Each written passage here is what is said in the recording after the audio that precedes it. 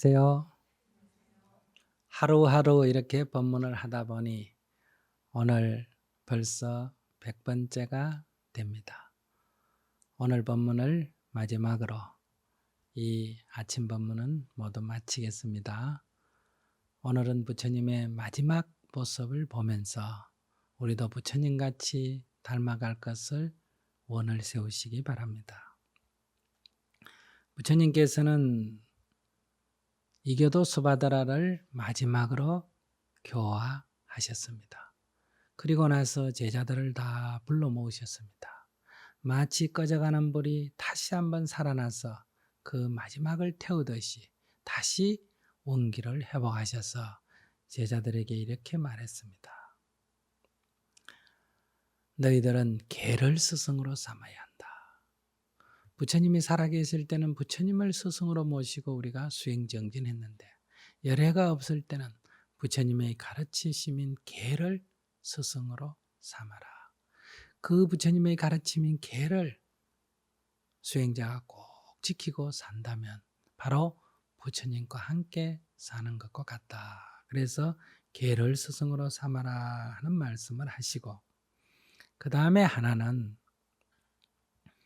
이 부처님이 계실 때는 서로 수행자들끼리 그대여 하고 서로 불렀습니다. 버시여 하고. 그런데 내가 열반에 든 뒤에는 그렇게 해서는 안 된다. 나이가 들고 수행력이 깊은 장로는 젊은 수행자들을 보고 그대여 하고 부르는 것은 좋다. 그러나 젊은 신참 수행자들은 선배들 장로들을 보고 그대여 이렇게 불러서는 안 된다. 대덕이시여 존자여 이렇게 불러야 한다. 그러니까 부처님이 계실 때는 부처님이 스승이니까 스승의 아래 모든 사람들은 평등합니다. 그러나 부처님이 열반에 드신 뒤에도 이렇게 사람들이 서로 그대여 그대여 하게 되면 바로 여기에 신참 수행자에게 문제가 생길 수도 있죠. 그래서 부처님을 대신해서 바로 수행력이 높은 대덕들을 존경하는 그런 태도가 필요하다 하는 것을 일러셨고요. 그리고 마지막으로 부처님도 교화가 안 되는 사람이 있었습니다. 그게 바로 부처님 세속에 계실 때 왕자로 계실 때 부처님 곁에서 늘 부처님을 시봉한 이 마부찬다카예요. 이 마부찬다카가 출가를 해서 스님이 됐는데 도무지 수행은 안 하고 늘 수행자들을 비난하는 거예요. 내가 말이야 부처님 태자 때 어떻게 했다. 늘 과거 얘기하고 부처님 철가하셔서 숲속에서 혼자 그렇게 정진할 때 자기만이 옆에 있었다. 그때 아무도 없었다는 거예요.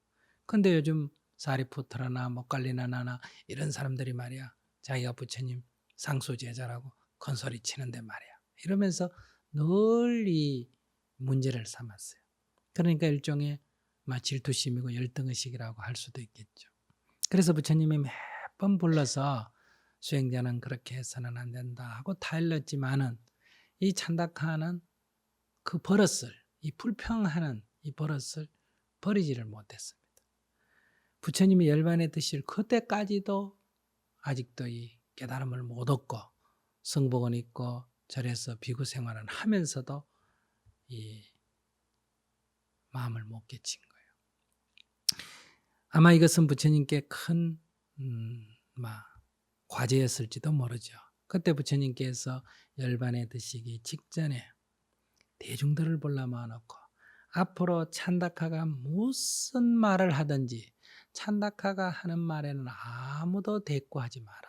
이거 묵빈대처라 그럽니다. 일체 말상대를 하지 말라는 거예요. 이런 지침을 내렸어요. 그런데 부처님이 열반에 드신 뒤에 이 찬다카가 너무너무 슬퍼서 주인 잃은 사람이 돼서 그러니까 출가를 해도 이게 완전히 아직 못 벗어난 거죠. 그래서 슬퍼할 때 바로 이 부처님의 마지막 유언을 전해줬어요. 그때 그는 자신이 얼마나 부처님의 가르침을 듣지 않고 자기 생각에 빠져서 오히려 부처님께 큰 부담을 줬느냐 하는 것을 느끼고 부처님이 열반에 드실 직전에 자기를 위해서 이런 유언까지 남겼다는 걸 알고는 땅에 3번을 기절을 하고 넘어졌다 그래요. 그렇게 큰 충격을 받고는 열심히 정진해가지고 마침내 깨달음을 얻었다. 그러니 부처님께서 수바다라를 위해서 마지막으로 깨친 것일 뿐만 아니라 그 교화가 되지 않던 그 찬다카를 아끼고 사랑해서 바로 돌아가신 뒤에 깨달을 수 있는 이런 지침까지 주셨다. 그러고 나서는 대중들에게 물었습니다. 너희들 뭔가 의문이 있으면 나에게 물어라. 지금 묻지 않고 있다가 열애가 열반에 든 뒤에 그때 물어볼 걸 그랬다. 이렇게 후회한들 아무런 소양이 없다. 그러니 지금 물어라. 마치 친구가 친구에게 묻듯이 그렇게 편하게 얘기했는데도 대중이 아무 대답이 없었어요. 그러자 부처님께서는 또 말했습니다. 친구가 친구에게 묻듯이 편안하게 물어라. 의문이 있으면 뭐든지 물어라. 또 대답이 없었어요. 부처님이 3번째 또 그렇게 말했습니다. 그래도 대중이 대답이 없자 안 한다가 부처님, 저희들은 부처님의 말씀에 아무런 의문도 없습니다. 이렇게 얘기를 하자 부처님께서 마지막으로 이런 말씀을 남겼었습니다. 비구들이여 만들어진 것은 모두 변해가는 것이다. 게으름 피우지 말고 부지런히 정진하여 너희들의 수행을 완성하도록 하여라. 낙숫물이 바위를 뚫듯이 이렇게 마지막 유언을 남기시고 열반에 드셨습니다. 부처님께서 열반에 드시자 이제는 이 지역에 살고 있는 쿠시나가라의 말라족들이 바로 자신들의 법도에 따라 부처님의 장례를 치르도록 그렇게 준비를 했습니다. 그래서 그들은 의논을 해서 자기 나라의 왕이 장례를 치를 때와 똑같은 법도로 부처님의 장례를 준비했던 거예요. 왜냐하면 부처님도 왕족이었기 때문에. 그리고 왕이 왕관을 쓰는 대관식을 하는 자리, 거기에다가 그들은 부처님의 다비장을 마련을 했습니다. 소위 마코바반다나라고 하는 영지인데요. 거기다가 다비장을 마련하고 그 다음에 부처님의 그 유해를 향과 꽃으로 장식을 해서 아주 정성스럽게 모셨던 겁니다.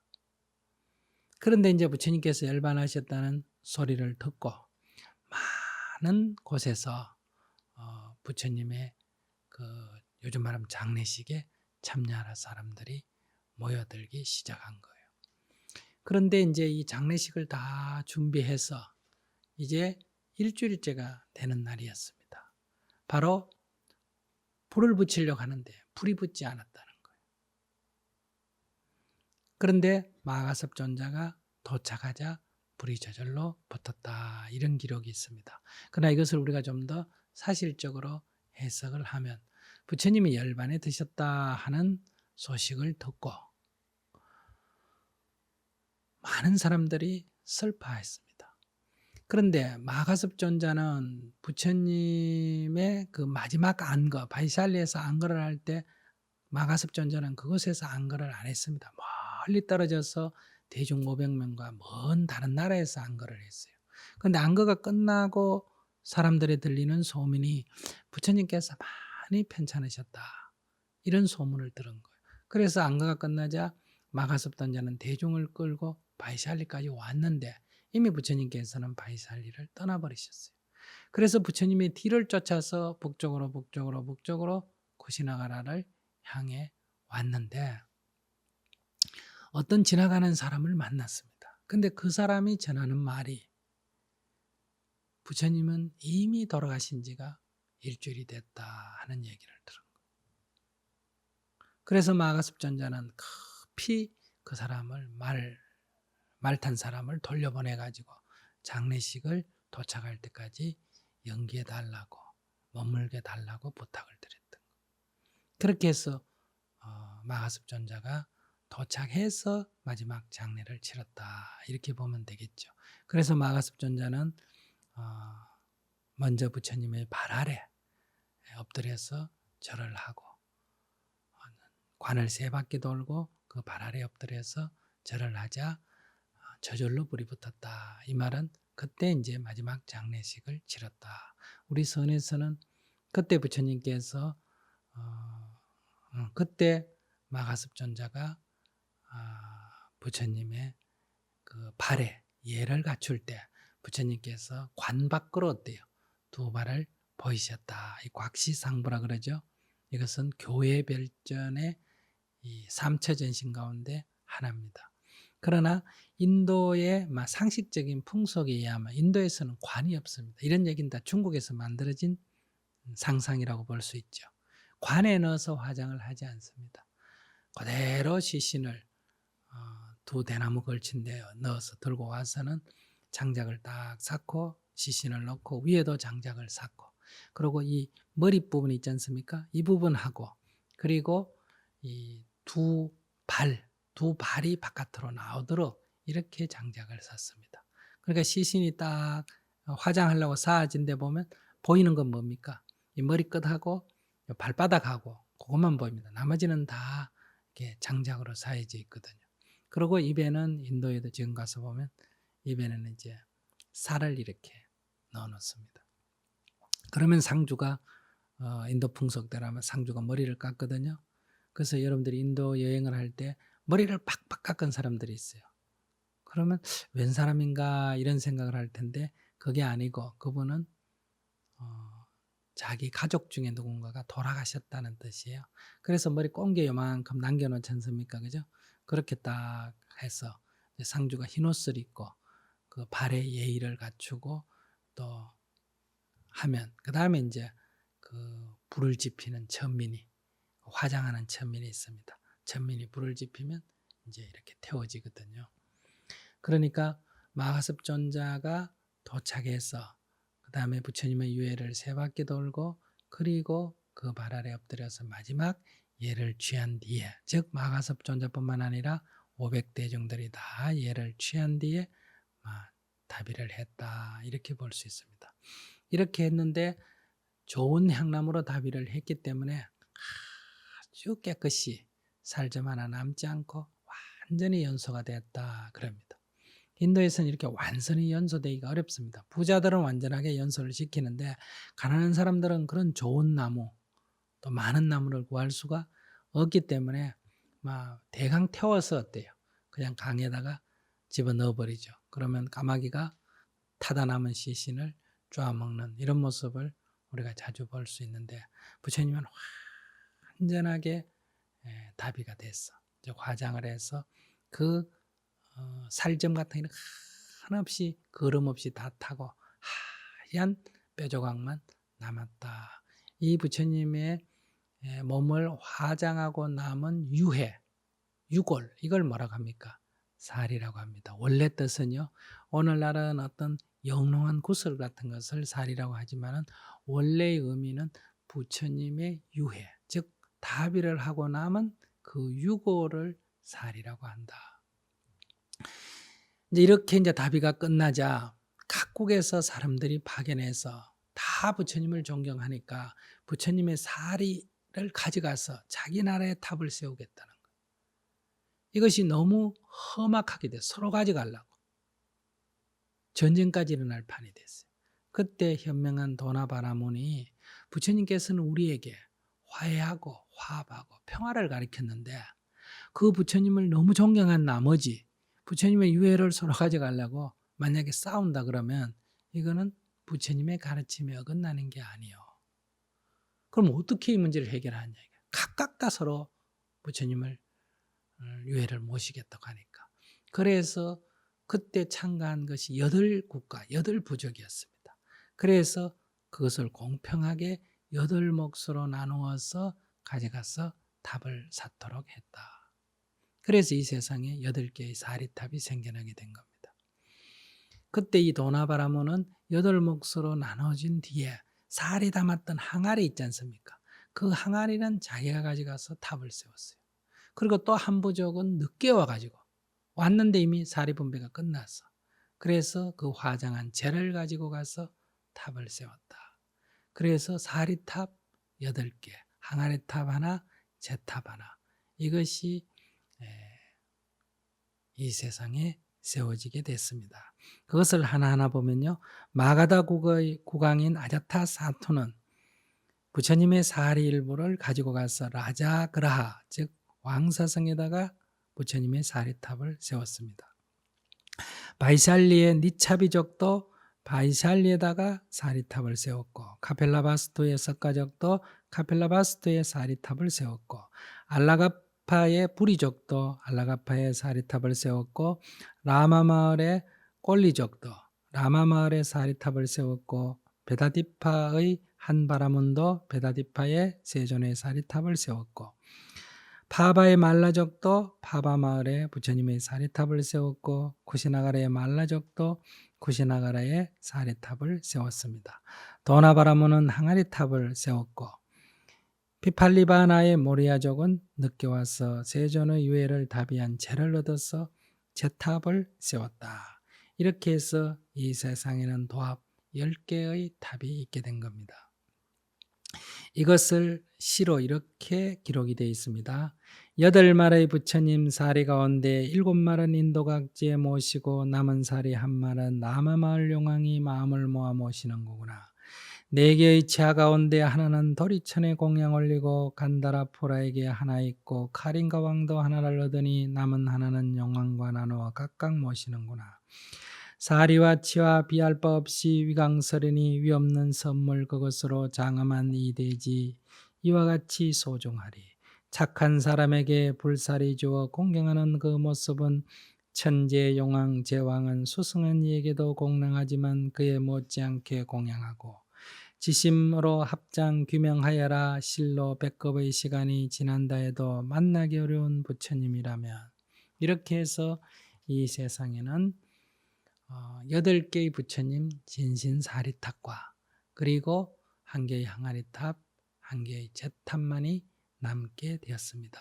그리고 부처님을 존경했던 사람은 부처님이 계시지 않을 때는 바로 부처님의 사리탑을 칭견하면서 부처님을 공경하듯이 했다. 그런데 부처님이 열반에 드시고 200년이 지난 뒤에 아쇼카 왕이 이 세상에 출현했습니다. 아쇼카 왕은 너무나 부처님을 존경했기 때문에 부처님의 그 발자취마다 다니면서 그곳에다가 다 기념탑을 세웠습니다. 얼마나 많이 세웠는지 84,000개나 세웠다 이래 말이에요. 이때 84,000이라는 숫자는 아라비아 숫자가 아니고 인도말의 84,000이란 말은 한없이 많이 세웠다 이런 얘기입니다. 이때 그 사리탑을 세우는 곳마다 이 8개의 사리탑을 허물어서 그 안에 사리를 꺼냈었대요. 각 탑마다 어때요? 다 사리 한 조각을 넣어서 사리탑을 세운 거예요. 그러니까 부처님의 발자취, 여기서 수행하셨다, 여기서 설법하셨다, 여기서 공양 드셨다, 여기서 누구에게 공양받았다, 그 장소마다 다 이렇게 탑을 세운 거예요. 만약에 아쇼카 왕이 이런 일이 없었다면 오늘 우리는 부처님의 흔적을 찾기가 어려울 겁니다. 그리고 부처님께서는 8대 성지마다 다 이 아쇼카 석주를 세워가 여기서 부처님이 태어나신 것이다. 여기는 부처님이 열반에 드신 곳이다. 여기는 처음으로 설법한 곳이다. 여기는 부처님이 도를 이루신 곳이다. 이렇게 다 표시를 했기 때문에 인도의 불교가 없어지면서 이것이 다 묻혀버렸다가 다시 이 유적들이 발굴될 때 그런 증거들이 있기 때문에 오늘날 우리가 하나하나 복원을 해가게 된다. 그러나 아직도 대부분은 유실된 상태에 있습니다. 이 가운데서 8개의 사리탑 가운데 3개가 발견이 됐습니다. 나머지 5개는 아직은 위치를 알 수가 없습니다. 그 8개 중에 발견된 3개가 첫째가 바이샬리입니다. 이 바이샬리의 진신사리탑을 여러분들은 순례하면 칭견할 수가 있습니다. 그러나 여기에는 사리탑을 세웠던 기단, 그 위치, 그것만 있지 거기에 무슨 사리를 발견한 것은 아니었습니다. 다 허물어지고 그 사리탑을 세웠던 기단만 있다. 그 다음에 이제 두 번째는 석가족들이 세웠던 이 삐뿌라하와의 사리탑이 있습니다. 이곳에서는 사리가 발견이 됐어요. 그래서 그 사리는 지금 인도의 델리 박물관에 모셔져 있습니다. 다시 말하면 부처님의 유해가 2600년 전 부처님의 그 유골이 그대로 몇 조각 남아있다. 근데 우리는 사리라 그러면 자꾸 구슬 같은 것만 생각하니까 어떤 분들은 그것을 보고 가짜네 이런 사람도 있어요. 진짜를 보고 가짜라 그러고 가짜를 보고 진짜라 그러고 이렇게 얘기하는 분들도 있어요. 그 다음에 이제 하나는 부처님의 그 어머니 또 야소다라 공주의 종족인 이 꼴리족이에요. 이 꼴리족들이 세운 라마의 사리탑은 한 번도 개봉이 안 되고 그냥 남아 있습니다. 그러니까 이거 아쇼카 왕이 이것을 개봉을 못했습니다. 큰 용왕이 나타나서 나보다도 더 사리 공양을 잘하려면 헐고 그렇지 않으면 손대지 마라 해서 아쇼카 왕도 손을 못 댔다고 하는 곳입니다. 이것은 네팔에 있습니다. 그러니까 람그람이라 하는 유적이. 우리가 우리나라에도 5대 정멸보궁이 있지 않습니까?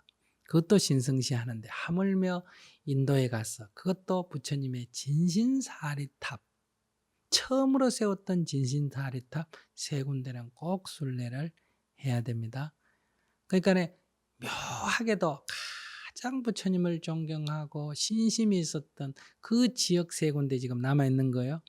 그러니까 부처님 출신인 석가족, 그 어머니 출신인 꼴리족, 그리고 부처님을 가장 존경하고 부처님도 좋아하셨던 바이샬리 이 세 군데 진신사리탑이 남아있다. 자, 이렇게 우리가 부처님의 일생을 살펴봤습니다. 그래서 저는 오늘 여러분께 우리 부처님에 대한 제가 쓴 시를 마지막으로 읽어드리면서 이 법문을 마칠까 합니다. 우리 부처님, 진리로 오고 진리로 가신 분, 응당히 공양받을 자격이 있으신 분, 일체 법을 두루아시는 분, 지혜와 실천이 고족하신 분, 여실히 저 언덕을 건너가신 분, 세상의 온갖 일을 다 아시는 분, 세상에서 제일 뛰어나신 분, 일체 중생을 두루 제어하시는 분, 인간과 천상의 스승이신 분, 일체 법을 깨달으신 분, 세상에서 가장 존중받으시는 분, 석가족 출신의 성자, 그분을 찬탄하고 공경하며 그분께 공양하고 예배하오며 지극한 마음으로 참여하고 발언하오며 목숨 바쳐 돌아가 의지하나이다. 일찍이 연등 부처님으로부터 미래세 부처를 이루리라는 수기를 받으시고 묻중생을 위해 희생과 봉사와 인욕의 보살행을 하셨더라. 그 공덕이 한량없어 하늘 중에 하늘 도솔천에 이르시어 하나님 중에 하나님인 도솔천주가 되셨으니 그 높은 이름 호명보살, 부러울 것 없는 생활 속에서도 묻중생의 고통을 보시고 큰 아픔 느끼시어 천주의 자리 버리시고 이 세상에 오셨더라. 그 이름도 거룩한 시따르타, 총명하는 샛별도 시기하고 인자함은 달빛도 질투하고 당당함은 사자도 미치지 못하더라. 세간의 모든 학문에 정통하고 갖가지 무술을 통달하니 스승은 가르칠 것이 없고 세상에는 게를 자가 없더라. 부러울 것 없는 생활 속에서도 농부의 고통과 무짐승과 벌레의 비참함을 보시고 함께 행복할 수 있는 길을 찾아 왕중의 왕 전륜성왕의 자리도 버리셨더라. 늙음도 병듦도 죽음도 그분의 가시는 길을 도우니 사자처럼 당당히 출가하시어 고행의 길에 인욕선인으로 나섰더라. 반석 같은 믿음 위에 정진의 기름에 불을 당기니 그 열기가 마왕의 궁전을 태우고 다생의 업장을 녹여 보살의 발언을 성취하였더라. 동방의 샛별을 보시고 본래 마음 청정이 빛나니 무별은 사라지고 오직 태양만 빛나더라. 사람 중의 사람, 신들의 스승, 장부중의 장부, 부처님이 되셨더라. 우주의 성주 계공보다도 더 귀한 위없는 깨달음을 얻으시니 그 이름도 거룩한 석가적 출신의 성자 석가모노불이시리더라. 감로의 법을 연설하시니 불빛의 어둠이 물러나듯 중생의 무지가 사라지니 억겁의 윤회 속에서 해탈을 얻었더라. 세계의 주인, 자기 운명의 주인, 참자유인 중생이 곧 부처이더라. 적박한 땅 쿠시나가라에서 그 거룩한 몸 열반에 드시니 사라솔은 학처럼 휘어지고 쿠시나가라는 성스러움을 얻었더라. 온누리의 스승이시고 묻중생의 어버이신 우리의 본래 스승이신 석가모니 부처님께 지신기명내 하나이다. 그분의 제자가 됨으로써 당당함이 태성 같고 견고함이 강철 같고 지혜로움이 광명 같고 청정함이 수정 같고 부드러움이 솜털 같고 겸손함이 그림자 같고 아랑이 허공 같고 따뜻함이 어머니 품같이 되어 하늘을 우러러 땅을 굽어 한 점 부끄러워 먹고 죽음 앞에서도 지옥 속에서도 한 점 두려움이 없이 고통받는 중생이 있는 곳에는 시위를 떠난 화살이 되어 오직 정진하겠습니다. 시절이 년이 어려워 찬설이 북풍이 휘몰아칠 때도 믿음의 대지에 뿌리를 굳건히 박고 나서 새싹을 창조하는 큰 나무가 되겠습니다. 이 몸이 모든 것을 베푼들 그분의 출가에 비길 수 없으며 이 몸이 가루가 된들 그분의 인욕행에 비기겠습니까? 그분을 배울 수 있다면 지옥 속이라도 마다하지 않겠으며 그분을 배울 수 없다면 천상의 기쁨도 원치 않겠습니다. 오직 부처님과 부처님의 가르침, 부처님의 제자들이 모이신 청정한 공동체에 귀할 뿐입니다. 한마음 맑아지니 나날이 새날이 되고 한행이 보살도 행하면 연년이 새해가 되니 부처님 광명으로 어둠을 몰아내고 세상의 주인이 되어 광명 속에 놀아보세. 머무는 곳마다 부처님이 계시고 하는 일마다 부처님 일이 되니 극락세계 이안이며 용화세계 이안인가. 한마음 오롯하니 천지가 내 것이라 우리 세존 부처님께 머리 숙여 귀하며 엎드려 절하옵니다. 나무 서가모니불, 나무 서가모니불, 나무 시아본사 서가모니불. 이렇게 해서 부족한 제가 100일 동안 여러분께 부처님 교화 사례를 중심으로 해서 말씀을 드렸습니다. 제가 여러분께 제 수준에서는 잘한다고 했는데도 불구하고 아마 많은 부족함이 있었으리라고 생각합니다.